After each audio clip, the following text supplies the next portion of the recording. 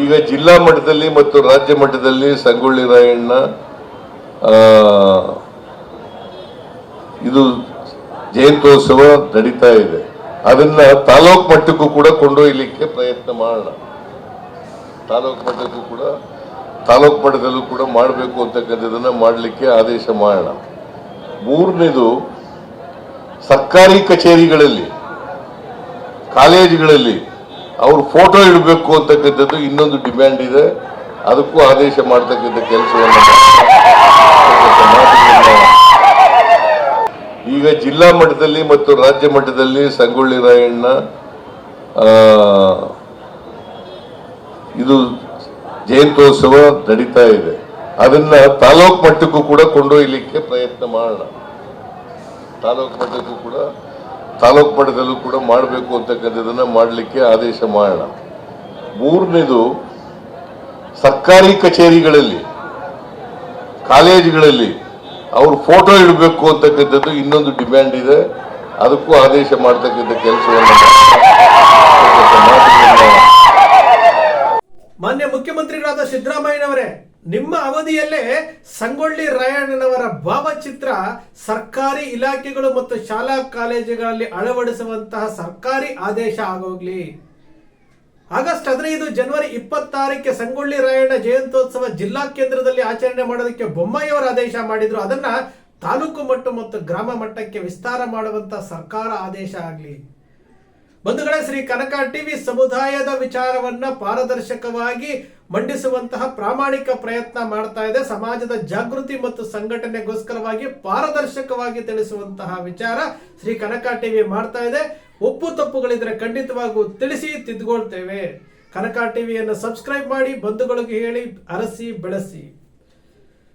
Gundlupet by election ಅಲ್ಲಿ ಗೀತಾ ಮಧುಪ್ರಸಾದ್ ಅವರು ಏನು ಗೆಲ್ತಾರೆ, 2017ರಲ್ಲಿ ಗೆಲ್ತಾರೆ. ಅವಾಗ ಅಭಿನಂದನಾ ಸಮಾರಂಭದಲ್ಲಿ ಮಾನ್ಯ ಮುಖ್ಯಮಂತ್ರಿಗಳಾದಂತಹ ಸಿದ್ದರಾಮಯ್ಯನವರು ವೇದಿಕೆಯ ಮೇಲೆ ಬಸವಣ್ಣನವರ ಭಾವಚಿತ್ರವನ್ನ ಎಲ್ಲಾ ಇಲಾಖೆಗಳಲ್ಲಿ, ಸರ್ಕಾರಿ ಇಲಾಖೆಗಳಲ್ಲಿ ಅಳವಡಿಸೋದಕ್ಕೆ ಮೌಖಿಕ ಆದೇಶ ಕೊಡ್ತಾರೆ. 3 ದಿವಸಗಳಲ್ಲಿ ಎಲ್ಲಾ ಇಲಾಖೆಗಳಲ್ಲಿ ಬಸವಣ್ಣನವರ ಭಾವಚಿತ್ರ ಅಳವಡಿಸಲಾಗುತ್ತೆ.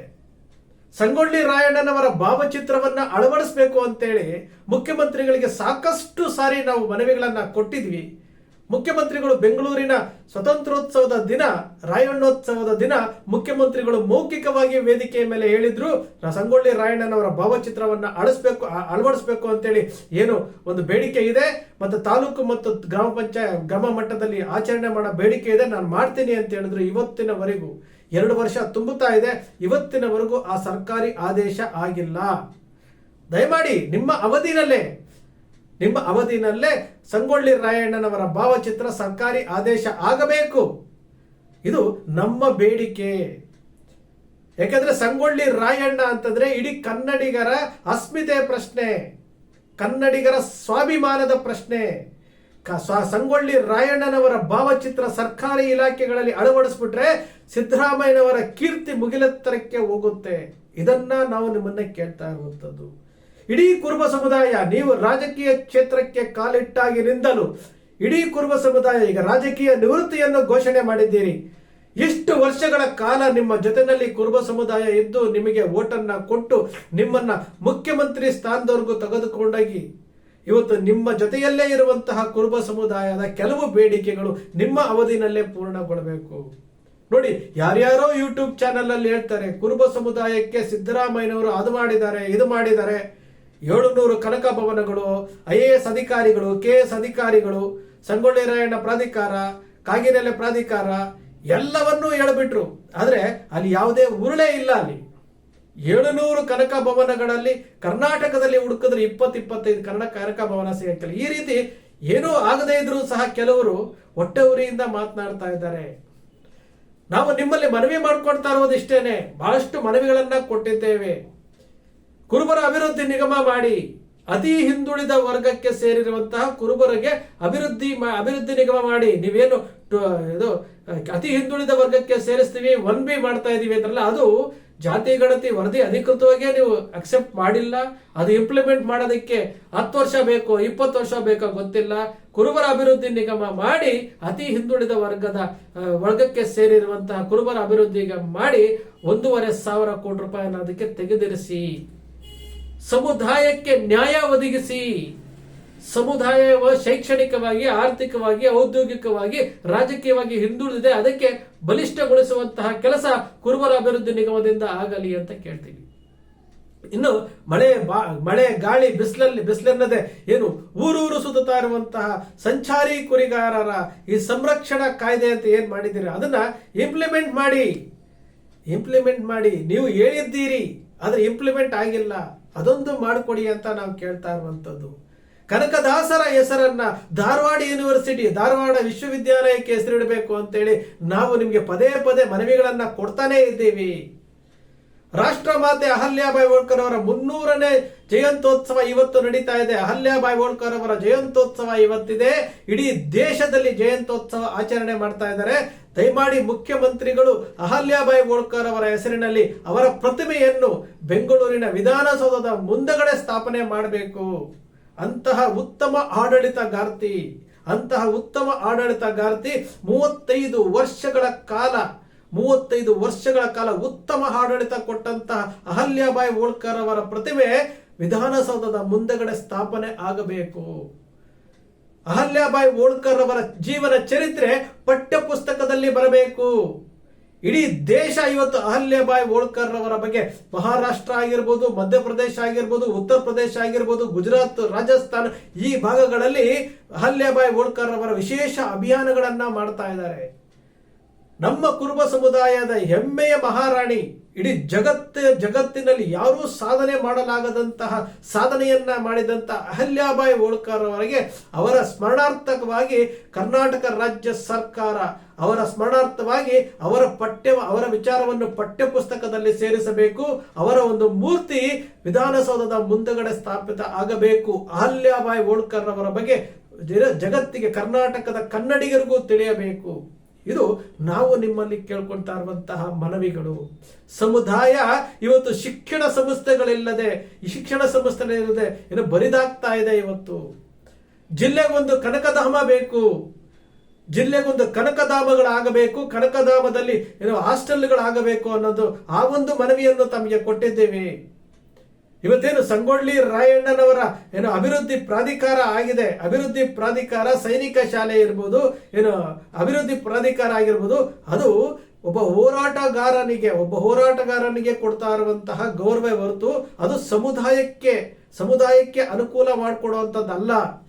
ಕಾಗಿನೆಲೆ ಪ್ರಾಧಿಕಾರ ಮಾಡಿದ್ದಾರೆ ಅಂತ ಹೇಳ್ಬಿಟ್ಟು ಯೂಟ್ಯೂಬ್ನವ್ರು ಹೇಳ್ತಾ ಇದಾರಲ್ಲ, ಕಾಗಿನೆಲೆ ಅಭಿವೃದ್ಧಿ ಪ್ರಾಧಿಕಾರಕ್ಕೂ ಕುರುಬ ಸಮುದಾಯಕ್ಕೂ ಯಾವುದೇ ಸಂಬಂಧ ಇಲ್ಲ.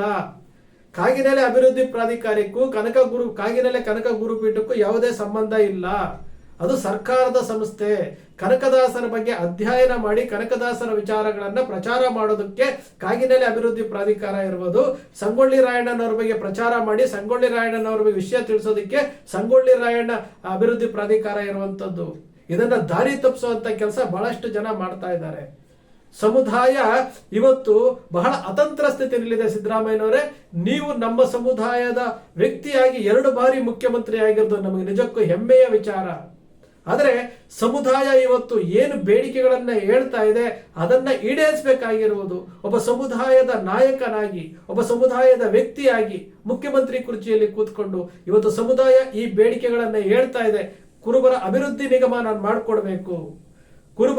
ನಿಗಮ ನಾನು ಮಾಡಿಕೊಡ್ಬೇಕು, ಸಂಗೊಳ್ಳಿ ರಾಯಣ್ಣನವರ ಭಾವಚಿತ್ರ ಸರ್ಕಾರಿ ಆದೇಶ ಮಾಡಬೇಕು, ತಾಲೂಕು ಮತ್ತು ಗ್ರಾಮ ಮಟ್ಟದಲ್ಲಿ ಸಂಗೊಳ್ಳಿ ರಾಯಣ್ಣ 15 ಮತ್ತು ಜನವರಿ 26ರಂದು ಆಚರಣೆ ಮಾಡಲಿಕ್ಕೆ ಆದೇಶ ಮಾಡಬೇಕು, ಅಹಲ್ಯಾಬಾಯಿ ಹೋಳ್ಕರ್ ಅವರು ಮಾಡಬೇಕು, ಕನಕಧಾಮಗಳನ್ನ ಮಾಡಿಸ್ಕೊಡ್ಬೇಕು, ಇವರಿಗೆ ಸಂಚಾರಿ ಕುರಿಗಾರರ ಸಂರಕ್ಷಣಾ ಕಾಯ್ದೆಯನ್ನ ಜಾರಿ ಮಾಡಬೇಕು. ಈ ಎಲ್ಲಾ ಬೇಡಿಕೆಗಳನ್ನ ಸಿದ್ದರಾಮಯ್ಯನವರು ಇದನ್ನು ಈಡೇರಿಸಬೇಕು. ಮತ್ತೊಮ್ಮೆ ನಿಮಗೆ ಮನವಿಯನ್ನ ನಾವು ಸಲ್ಲಿಸಿದ್ದೀವಿ, ಈಗಲೂ ಸಲ್ಲಿಸ್ತೀವಿ. ದಯಮಾಡಿ ಕುರುಬ ಸಮುದಾಯ ಸಿದ್ದರಾಮಯ್ಯನವರ ಗೆಲುವನ್ನು ಬಯಸ್ತಾ ಇದೆ, ಸಿದ್ದರಾಮಯ್ಯನವರ ಶ್ರೇಯಸ್ಸನ್ನು ಬಯಸಿದೆ. ಕುರುಬ ಸಮುದಾಯ ಸಿದ್ದರಾಮಯ್ಯನವರು JDS ಪಕ್ಷ ಇಲ್ಲ, ಅವ್ರ ಹಿಂದೆ JDS ಪಕ್ಷದಿಂದ ಅವರೇನು ರಾಜಕೀಯ ಪ್ರಾರಂಭ ಮಾಡಿದ್ರು, ಆವತ್ತಿನಿಂದ ಇವತ್ತಿನವರೆಗೂ ಸಿದ್ದರಾಮಯ್ಯನವರ ಜೊತೆಯಲ್ಲೇ ಬಂದಿರುವಂತಹ ಕುರುಬ ಸಮುದಾಯಕ್ಕೆ ಖಂಡಿತವಾಗಲೂ ಈ ಬೇಡಿಕೆಗಳನ್ನ ಸಿದ್ದರಾಮಯ್ಯನವರು ಈಡೇರಿಸ್ತಾರೆ ಎಂಬ ನಂಬಿಕೆ ನಮಗಿದೆ. ಈ ಶ್ರೀ ಕನಕ ಟಿವಿಯ ಮೂಲಕ ಸಿದ್ದರಾಮಯ್ಯನವರಿಗೆ ನಾವು ಮನವಿ ಮಾಡಿಕೊಳ್ತಾ ಇದ್ದೇವೆ, ದಯಮಾಡಿ ಈ ಬೇಡಿಕೆಗಳನ್ನ ಖಂಡಿತವಾಗಲೂ ಈಡೇರಿಸ್ತೀರಿ, ಈಡೇರಿಸಲೇಬೇಕು ಅಂತ ಹೇಳ್ಬಿಟ್ಟು ಒತ್ತಾಯದ ಪ್ರೀತಿಪೂರ್ವಕ ಒತ್ತಾಯವನ್ನ ನಾವು ಮಾಡ್ತಾ ಇದ್ದೇವೆ. ಸಮುದಾಯ ಇವತ್ತು ನೀವೇ ಕೊಟ್ಟಿರುವಂತಹ ವರದಿಯ ಪ್ರಕಾರ ಅತಿ ಹಿಂದುಳಿದ ವರ್ಗಕ್ಕೆ ಸೇರ್ಪಡೆ ಆಗ್ತಾ ಇದೆ. ಶೈಕ್ಷಣಿಕವಾಗಿ, ಆರ್ಥಿಕವಾಗಿ, ಔದ್ಯೋಗಿಕವಾಗಿ, ರಾಜಕೀಯವಾಗಿ ಸಮುದಾಯ ಮುಂದುವರೆದಿಲ್ಲ ಅಂತೇಳಿ ನಿಮ್ಮ ವರದಿನೇ ಹೇಳ್ತಾ ಇರೋದ್ರಿಂದ ಈ ಸಮುದಾಯಕ್ಕೆ ಬೇಡಿಕೆಗಳನ್ನ ಏನ್ ಸಲ್ಲಿಸಿದೀವಿ ಆ ಬೇಡಿಕೆಗಳನ್ನ ಈಡೇರಿಸಿ ಸ್ವಲ್ಪ ಮಟ್ಟಿಗಾದರೂ ನಮಗೆ ಊಟ ಸಿಗಲಿಲ್ಲ ಆದ್ರೂ ಉಪ್ಪಿನಕಾಯಿ ಆದ್ರೂ ಸಿಗುತ್ತಲ್ಲ, ಅದರಲ್ಲಾದ್ರೂ ತೃಪ್ತಿ ಪಡ್ತೇವೆ. ಖಂಡಿತವಾಗ್ಲೂ ಸರ್ಕಾರದ ಮುಂದೆ ಈ ಮನವಿಯನ್ನ ನಾವು ಇಡ್ತಾ ಇದ್ದೇವೆ. ಸರ್ಕಾರ ಇದನ್ನ ಅಳವಡಿಸ್ಕೊಂಡ್ಲೇಬೇಕು.